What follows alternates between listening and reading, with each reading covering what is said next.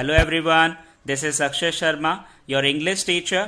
Today we are going to discuss about the use of since and for with time. तो आज हम ये सीखेंगे कि since and for का यूज टाइम के साथ किस तरह से किया जाता है. तो लेट्स स्टार्ट करते हैं गाइस. अब यहां पर अगर हम समझें तो मैंने अभी को बताया कि हम सिंस एंड फॉर का यूज सीखने वाले हैं टाइमिंग के साथ. तो हम सिंस और फॉर के यूज से पहले समझेंगे टाइमिंग को कि टाइम होता क्या है, इसके अपने कितने टाइप्स होते हैं और किस तरीके से टाइप्स होते हैं. तो जरा देखें ध्यान से. अगर हम देखें आपका टाइमिंग को, तो टाइमिंग में आपको याद रखना है दो तरीके के टाइप्स आपके पास होते हैं. पहला होता है जिसे हम बोलते हैं आपका डेफिनेट टाइम, और इसको हिंदी में हम क्या बोलते हैं, निश्चित समय. तो याद रखना है गाइस, डेफिनेट टाइम को हिंदी में निश्चित समय भी बोला जाता है. वहीं अगर हम देखें इनडेफिनेट टाइम, तो इनडेफिनेट टाइम को हम क्या बोलते हैं, अनिश्चित समय बोला जाता है. अब डेफिनेट टाइम हुआ यानी निश्चित समय, इनडेफिनेट टाइम हुआ यानी कि अनिश्चित समय. अब निश्चित अनिश्चित समय होता क्या है वो जरा समझते हैं. देखिए अगर हम देखें डेफिनेट टाइमिंग में सबसे पहले, तो डेफिनेट टाइमिंग में हमने क्या लिया हुआ है, जैसे टुडे लिया हुआ है, टुमारो, टुनाइट, यस्टरडे, यानी ये पर्टिकुलर टाइमिंग है गाइस. आपको याद रखना है कोई भी जो पर्टिकुलर टाइम होगा, जो एग्जैक्ट टाइम होगा, वो कौन दिखाएगा, डेफिनेट टाइम दिखाएगा. समझ में आ रहा होगा सभी को. अब जैसे मान लीजिए today, tomorrow, tonight, yesterday, day after tomorrow, day before yesterday, इस तरीके के जितने भी टाइमिंग्स होंगे वो सब क्या दिखाएंगे, डेफिनेट टाइमिंग के बारे में बताएंगे और डेफिनेट टाइम के बारे में ही हमें जानकारी भी प्रोवाइड कराएंगे. नेक्स्ट अगर हम देखें, आपको याद रखना है दिन का कोई भी पहर. अब दिन का कोई भी पहर आपको समझें, मॉर्निंग हो गया, इवनिंग हो गया, आफ्टरनून हो गया. तो गाइस याद रखिएगा मॉर्निंग, इवनिंग, आफ्टरनून ये भी क्या होंगे, एग्जैक्ट टाइम होगा, पर्टिकुलर टाइम होगा. और जो भी पर्टिकुलर टाइम ये होगा ये भी किससे डिनोट किया जाएगा, डेफिनेट टाइमिंग के साथ. तो याद रखना है दिन के जितने भी पहर होते हैं वो सब भी आपके डिनोट किए जाते हैं डेफिनेट टाइमिंग के साथ. इसके अलावा अगर हम देखें, मैंने लिखा हुआ है अक्टूबर. अब अक्टूबर अगर हम देखें तो पर्टिकुलर क्या है, नेम है. किसका नेम है, मंथ का नेम है. तो आपको क्या समझना है कि हमारे पास जो अक्टूबर है वो पर्टिकुलर नेम है मंथ का. तो याद रखिएगा किसी भी मंथ का जो नेम होता है वो भी डेफिनेट टाइम ही दिखाता है. जैसे कि अक्टूबर, नवंबर, दिसंबर, जनवरी, फरवरी, मार्च, अप्रैल. तो कोई भी जो टाइम होगा वो आपका क्या दिखाएगा, डेफिनेट टाइम दिखाएगा. यानी मंथ का कोई भी नेम होगा वो डेफिनेट टाइम के साथ डिनोट होता है. इसी तरीके से ईयर का नेम, जैसे 1993, 2014, 2017, 2018, ये जितने भी टाइमिंग्स हैं ये भी आपके डेफिनेट टाइम को ही डिनोट करेंगे. तो याद रखिए guys, particular name of year ये भी हमारा डेफिनेट टाइम को ही डिनोट किया जाता है. इसी के साथ ही क्लॉक आवर्स लाइक जैसे मैंने कहा 2 o'clock, 12 o'clock, 12:30, 2:30, 2:45, इस तरीके के जितने भी टाइमिंग्स होंगे ये भी क्या दिखाएंगे, आपका डेफिनेट टाइम को ही डिनोट करेंगे. इसी तरीके से दिन का नेम, जैसे कि Monday, Tuesday, Wednesday, Thursday, Friday, Saturday, Sunday, Monday, ये भी आपका क्या दिखाएंगे, डेफिनेट टाइम. तो याद रखिए गाइस, ये जितने भी पॉइंट मैंने आपको बताए, point number 1, point number 2, point number 3, ये सारे के सारे डिनोट करते हैं आपका डेफिनेट टाइमिंग को. तो ये चीज दिमाग में रखिएगा, याद रखिएगा, भूलिएगा बिल्कुल भी नहीं. बात करते हैं इनडेफिनेट टाइमिंग के बारे में. मैंने अभी आपको बताया कि डेफिनेट टाइम पर्टिकुलर टाइम को दिखाता है, उसी का उल्टा इनडेफिनेट टाइम आपका यूज होता है, यानी अनिश्चित समय यूज होता है. अनिश्चित समय वो समय दिखाएगा जो ज्यादातर संख्याओं के साथ यूज होते हैं, यानी नंबर्स के साथ यूज होते हैं. एग्जाम्पल के तौर पे मैंने यहाँ पे आवर्स लिया है. अब आवर्स अगर हम बात करें, मैंने कहा 2 hours, 3 hours, 4 hours, 5 hours, 7 hours, ये आपका क्या दिखाएगा, इनडेफिनेट टाइम यानी अनिश्चित समय के बारे में जानकारी देगा. इसी तरह से मिनट्स देख लेते हैं. मैंने कहा 5 minutes, 3 minutes, 4 minutes, 7 minutes, ये भी आपका इनडेफिनेट टाइम को ही बताएगा. वहीं अगर हम देखें सेकेंड्स, 4 seconds, 5 seconds, 7 seconds, ये भी आपका इनडेफिनेट टाइमिंग के बारे में बताएगा. ईयर्स अगर हम देखें तो ईयर्स में वहां पर नेम था लेकिन यहां पर संख्या होगी. संख्या कैसे, जैसे मान लीजिए मैंने कहा 2 years, 3 years, 4 years, 5 years, 9 years, 20 years, इस तरीके की अगर हम बात करें तो ये इंडेफिनेट टाइम को डिनोट करेगा.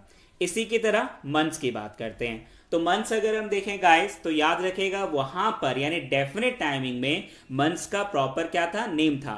लेकिन यहां पर नेम नहीं होगा, यहां पर क्या चलेगी, संख्या. एग्जाम्पल के तौर पे 7 months, 5 months, 9 months, 10 months, 11 months, तो ये भी आपका क्या हुआ, इनडेफिनेट टाइम को बताएगा. वहीं वीक्स अगर हम देखें तो वीक्स अगर हम देखें कैसे, जैसे मान लीजिए 1 week, 2 week, 3 week, 4 week, 5 week, ये भी आपका इंडेफिनेट टाइम को बताएगा। वहीं डेज, तो वहां पर याद रखिए गाइस, डेफिनेट टाइमिंग में हमारे पास डेज के नेम थे, लेकिन इनडेफिनेट टाइमिंग में हमारे पास आपका क्या रहेगा, नंबर्स रहेगा। For example 4 days, 5 days, 7 days, 8 days, 9 days, इस तरीके के आपका यूज किया जाएगा।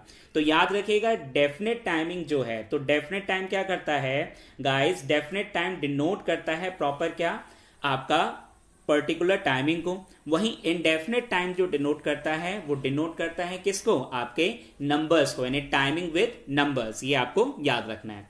आगे बढ़ते हैं गाइस। नेक्स्ट अगर हम देखें, मैंने लिखा भी है यहां पर, it refers to exact time, यानी कि आपको याद रखना है कि जब भी कभी आपके पास डेफिनेट टाइम आपसे कोई पूछता है या बताता है या आता है आपके पास, तो याद रखना है एग्जैक्ट टाइम वो बताएगा। वहीं इंडेफिनेट टाइमिंग की बात करें तो इंडेफिनेट टाइम क्या बताता है, आपका एग्जैक्टली टाइमिंग विद नंबर्स, यानी निश्चित समय एग्जैक्ट टाइम के बारे में बताएगा, जबकि अनिश्चित समय आपका टाइमिंग विद नंबर्स हमें बताएगा। अब आगे देखते हैं गाइस इसी के साथ। नेक्स्ट अगर हम समझें तो आपको यहां तक क्लियर हो रहा होगा किस तरीके से आपका ये यूज हुआ। नेक्स्ट देखते हैं आगे गाइस। इसके अलावा अब देखते हैं यहां पे टाइमिंग में। अब एक चीज जो आपको समझनी है यहां पर कि जो डेफिनेट टाइम यानी जो निश्चित समय है, ये हमेशा याद रखिएगा, रट लीजिएगा इस बात को कि जब भी कभी हमारे पास डेफिनेट टाइम आएगा तो डेफिनेट टाइम हमेशा फॉलो किया जाता है सिंस के साथ। किसके साथ, सिंस के साथ। यानी स्टेटमेंट के अंदर अगर कहीं पर भी हमारे पास डेफिनेट टाइम है तो डेफिनेट टाइम से पहले हमें क्या लगाना है, सिंस लगाना है। वहीं अगर हम देखें भाई इनडेफिनेट टाइम क्या होता है, तो गाइस याद रखिएगा इनडेफिनेट टाइम के केस में हमें क्या करना होता है, फॉर लगाना होता है। ये चीज दिमाग में रखिएगा कि इनडेफिनेट टाइम से पहले फॉर लगाना होता है। टाइम में थोड़ा सा ई मिस हो गया गाइस, थोड़ा सा आप एडजस्ट कर लीजिए, तो ई लगा लीजिएगा। तो याद रखिएगा डेफिनेट टाइम जो होता है वो सिंस के साथ फॉलो होता है, जबकि इनडेफिनेट टाइम हमारा फॉलो होता है फॉर के साथ। ये चीज आपको दिमाग में रखनी है। अब देखते हैं कुछ एग्जांपल्स इसी से रिलेटेड कि किस तरीके से डेफिनेट टाइमिंग के साथ हम यूज करते हैं और किस तरीके से इनडेफिनेट टाइमिंग के साथ यूज करते हैं। तो देखते हैं कुछ एग्जाम्पल यहां पर मैं ले रखे हैं।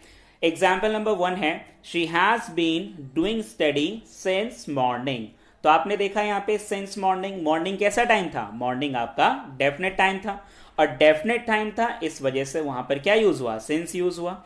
इसी तरीके से अगर हम देखें next example number 2, example number 2 में क्या कह रहा है, some boys have been running since 2 o'clock।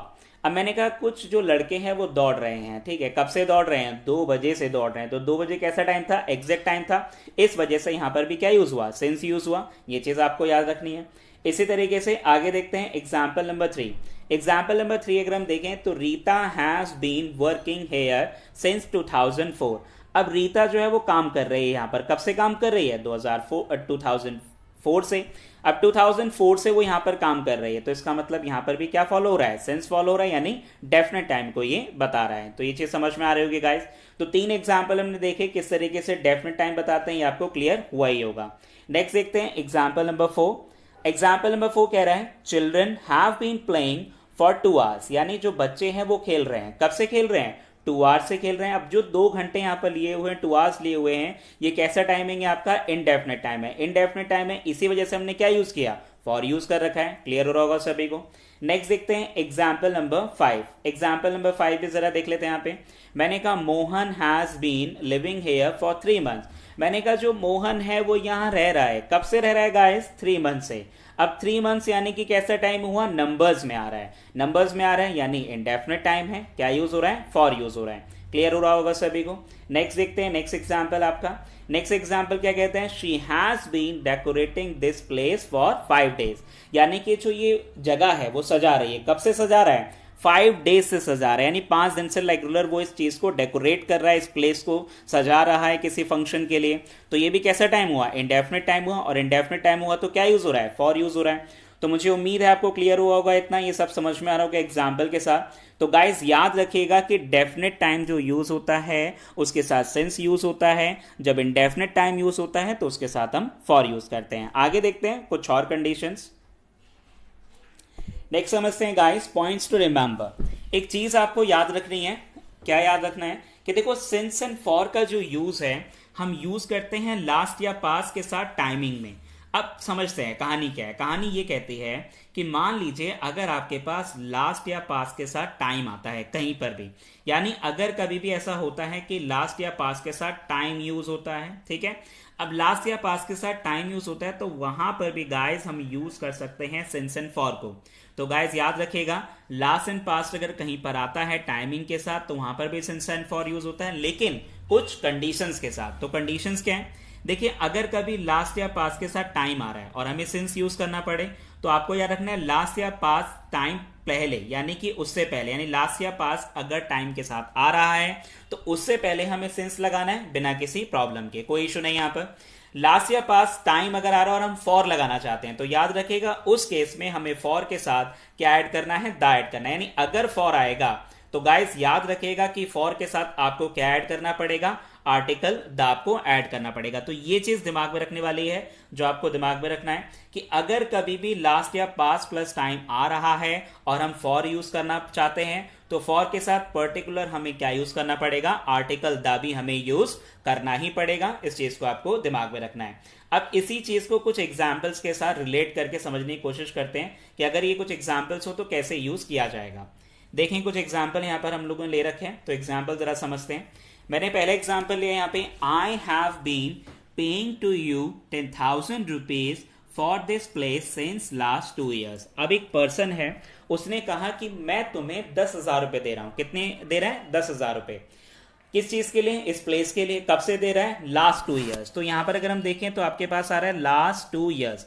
अब एक चीज जो हमें समझनी है वो क्या है कि जब भी कभी लास्ट या पास्ट के साथ टाइम आता है तो आपको याद रखना है कि अगर उसमें हम सिंस यूज करेंगे, समझ में आ रहा होगा सभी को, तो सिंस को विदाउट एनी कंडीशन आप यूज कर सकते हैं, जैसे कि यहां पर यूज हो रहा है, ठीक है। बट अगर हम देखें फॉर के लिए, तो फॉर के लिए भी एक एग्जाम्पल है यहां पर, उसे भी जरा समझते हैं। अगर फॉर की बात करें तो फॉर में आपको ये याद रखना है, एग्जाम्पल के लिए, Sonu has been doing study for this exam for the last December. यानी जो सोनू है वो पढ़ाई कर रहा है। भाई सोनू पढ़ाई कर रहा है किसके लिए? इस एग्जाम के लिए। कब से पढ़ाई कर रहा है? भाई लास्ट दिसंबर से वो लगा हुआ लड़का कि उसका एग्जाम निकल जाए, किसी भी तरीके से वो पास हो जाए। तो गाइस देखें जरा यहां पर, तो यहां पर यूज हो रहा है लास्ट दिसंबर, यानी लास्ट के साथ क्या चल रहा है? टाइम चल रहा है। और हमने क्या यूज किया हुआ है? फॉर यूज किया हुआ है। तो फॉर यूज किया है और फॉर के साथ क्या यूज किया है? Article the. आपको गाइज याद रखना है कि अगर यहां पर फॉर के साथ आर्टिकल द अगर नहीं आया होता, यानी फॉर के साथ अगर ये आर्टिकल द अगर नहीं आया होता तो स्टेटमेंट बिल्कुल गलत था, रॉन्ग हो जाता। तो याद रखिएगा लास्ट के साथ अगर टाइम कभी भी आएगा तो उस केस में हमें फॉर के साथ आर्टिकल द को लगाना कंपलसरी है, और अगर हम आर्टिकल द उस केस में नहीं लगाते हैं तो स्टेटमेंट क्या हो जाएगा? गलत हो जाएगा। तो ये चीज दिमाग में रखनी है। तो मुझे उम्मीद है कि आपको ये सब चीजें बहुत अच्छे से क्लियर हुई होंगी, समझ में आ रही होंगी। तो गाइस कैसा लगा ये सेशन जरूर मुझे बताइएगा कि किस तरीके की चीजें थी जो आपको अभी भी डाउटफुल है और अभी भी परेशान कर रही हैं। सिंस एंड फॉर आज हमने पढ़ा टाइमिंग के साथ साथ ही मैंने आपको लास्ट वीडियो में ये पढ़ाया था टेंस का जो पार्ट 3 था कि प्रेजेंट परफेक्ट कॉन्टिन्यूअस। तो याद रखिएगा गाइस कि सिंस एंड फॉर टाइमिंग जो यूज होता है, सिंस एंड फॉर के साथ जो टाइमिंग यूज होता है बेसिकली वो यूज होता है परफेक्ट कॉन्टिन्यूअस के टेंस में, यानी परफेक्ट कॉन्टिन्यूअस में। तो परफेक्ट कॉन्टिन्यूअस हम लोग पढ़ चुके थे, नहीं पढ़ा है तो एक बार रिव्यू कर लीजिएगा उस वीडियो सेशन को। मुझे उम्मीद है कि उससे आपको काफी हेल्प मिल जाएगी। मिलते हैं आप लोगों से नेक्स्ट सेशन में। कैसा लगा ये सेशन कमेंट बॉक्स में जाके जरूर बताएं। Thanks to all, thanks to everyone.